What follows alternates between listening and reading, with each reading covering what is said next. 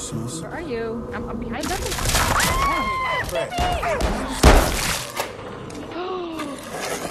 Oh my God, look at that. Wow, this looks so cool, but let's get out of here.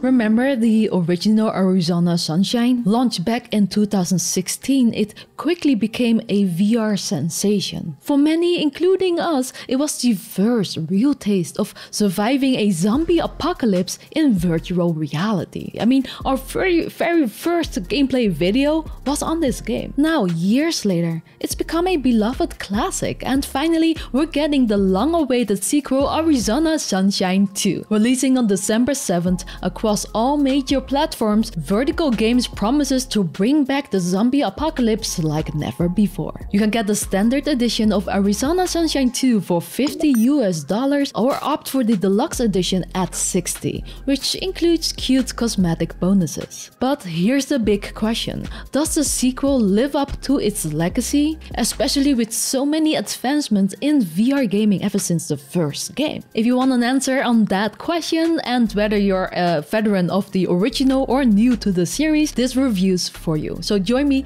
beyond reality. In Arizona Sunshine 2, we're back to sun-kissed, zombified Arizona. Fun fact, the zombies in this game are all named Fred, a name given by the same dark-humored protagonist as in the first game. This is who you'll be embodying, so you hear his thoughts throughout the game, who amusingly sometimes seems a bit too focused on swearing and the male genitals. So weird how humans have a special store where we get our favorite animals' nuts chopped off. Where do all those nuts go, man? Is there some massive landfill filled up with old dog nuts? But just like in the first game, he is looking for answers and other survivors. The storyline is all about that, and for those wondering, you don't need to play the first game to enjoy this one for the story. This time though, we're greeted with some exciting new features. We finally get melee combat, which was missing in the first game, and with weapons like machetes and crowbars, you can perform very gory actions like decapitation and severing limbs and then wielding them and then slapping the zombies with them. As you can see, it can get quite gory, which I don't mind because it fits this game well, but I do think you need the stomach for it. I gotta say though, they've nailed the melee combat. It's just satisfyingly brutal. Now throughout the game you can scavenge and loot certain materials to craft items like grenades and Molotov cocktails. This feature is smart because it made us explore every map to its fullest, just trying to get stuff. But the absolute best feature is the introduction of Buddy, or a new loyal dog companion. More than just a sidekick, Buddy brings a fresh twist to the game. You can control him, direct him to attack, fetch keys, or even move zombies out of your path. Look at that. What a Oh, look, baby, look! dog. Baby, look! I love Buddy! Oh, Buddy! It's an entirely new dynamic, adding layers to strategy and gameplay, and most important of all, an emotional connection. Now you can play the campaign in single player and co-op for up to 2 players. The Endless Horde mode can be played for up to 4 players. Chary and I both played the full campaign in co-op together on the Quest 3, so both of us was on the Q3. Now there are some issues in the game that really needs fixing, but before we dive into that, let's start with the stuff I like first. In the beginning, we played with the default difficulty, which was medium, and honestly that was a bit easy, so stepping up the difficulty to hard mode was where the thrill really kicked in. It was challenging then, yet well balanced for our VR gaming appetite. Once we started, we just didn't want to stop. It was just too much fun. I think the game has great pacing. I mean, it's linear, very scripted, and the puzzles were mostly find the key here to open a door, push a button, or lower a lever, which can get a bit boring. But the bits with the zombie combat felt very fresh each new level, and that was without a dull moment. And you play this game for the zombie battle, so sometimes you had to play very strategically, especially during those big zombie or threat swarms, and things like deciding on tactics, conserving ammo because you don't have a lot of them and you will run out, and things like mixing up our weapons was just so much fun. And when those strategies that we thought of paid off, it was just so satisfying. I thought there was a good mix of weapons to use. Melee, there's a lot of different ones. Guns were aplenty too, from different type of handguns, miniguns to shotguns and rifles. They all had their own way of reloading, which was pretty accurate, and also their own accuracy, recoil, which made it fun to just explore the weapons too. Now, you didn't have a lot of holsters for your weapons, so you did have to pick and choose, but the fun fact was that the dog has 2 holsters too, so you could use him as well to kind of trade weapons and stuff, which was really fun as well. What I really loved is that at some point Chary and I found the perfect synergy.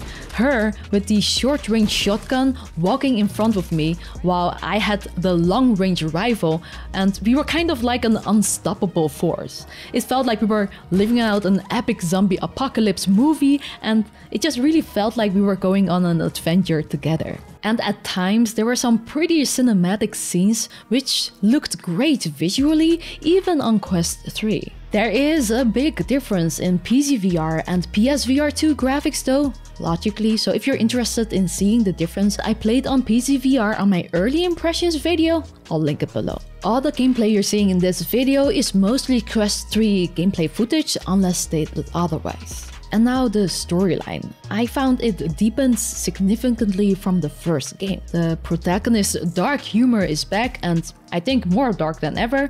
So I think this humor might not be for everyone, but I found it adds character to our post-apocalyptic journey. But the absolute best part is Buddy. Our dog companion became more than a sidekick. Buddy was pivotal in gameplay and brought an unexpected emotional depth. There was even a moment in the game that really tugged at our heartstrings, showing just how much the game could make us feel. I mean, those are the moments in games that you will remember. Now, unfortunately, there were some bumps in the road. Early into our playthrough, we encountered some glitches. In one instance, my flashlight mysteriously disappeared and never returned, not even after a restart. Chary did have hers, but since this wasn't supposed to happen, I could not see her light, so I played through all dark scenes without light. It made the game more scary and tense, which was actually kind of funny too. Why is it so freaking dark? There's a zombie here! The game also has a nice way of loading new levels, like you will go inside a quarantine shower and then you will see a loading screen. However, during one of these, I lost all my collected weapons, then Chary also experienced some strange ammo loss a couple of times without any clear reason. And the ammo belt has always been a bit janky in Arizona Sunshine, often getting in the way when trying to pick up items or switch weapons or reloading. While it felt improved compared to my early demo time, it still isn't great. Sometimes the jankiness can become frustrating, especially when it leads to your death, so I wish they improved this more. Now, I also had frame drops and freezes during intense moments like zombie swarms or big area loads. Now, it did not happen all the time, just 2 or 3 times in a few hour session, so it wasn't that bad, but they hit hard when they did. I even met my untimely demise once because of it. This is something PC and PSVR 2 players might not face, but the Quest version seems to need more optimization. Playing solo might also reduce the strain on the system, so maybe that's different too. That said, it is an incredible feat that the full campaign is playable in co-op. This is not easy to do, and that is why you don't see many full story games that you can play together in VR. Thankfully, these hiccups didn't overshadow the whole experience. I mean, load times on Quest were longer, but each new level brought such diverse, fascinating moments that they felt worth the wait. Now, Chary and I played pretty slowly, exploring and looting everything we saw. We also died a few times on hard difficulty, so I think we spent about 6 hours in the game. I heard some people were able to finish the game in just 4.5 hours. And the developers say that it can take up to 8 hours. I mean, it's not too bad for a VR game, but definitely could use more content for the price.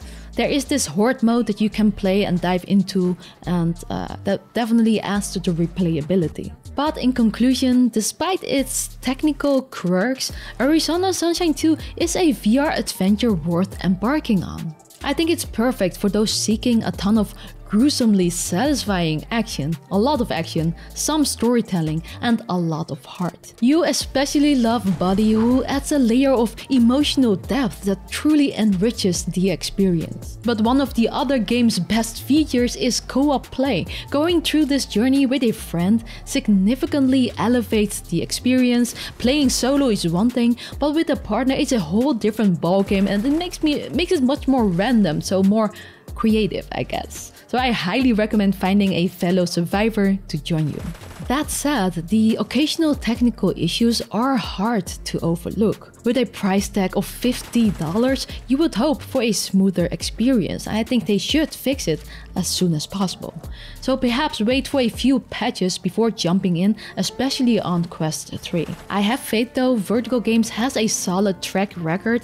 I mean, I have seen their dedication and passion firsthand over the years. They're really committed to enhancing their games post-launch, so I have faith in their ability to refine Arizona Sunshine 2. Plus, there is more to look forward to. They have promised 3 free content updates within the first year, so there's potential for even greater things ahead. Let me know your thoughts on Arizona Sunshine 2. Are you planning to jump right in, or will you wait for the updates? Share your views in the comments below. And now I know it's been a while since I've done a full review. It's just been really hard to keep up, so if you found this helpful or enjoyable or you want me to make more, please hit the like button and subscribe for more VR content. It just supports us a lot.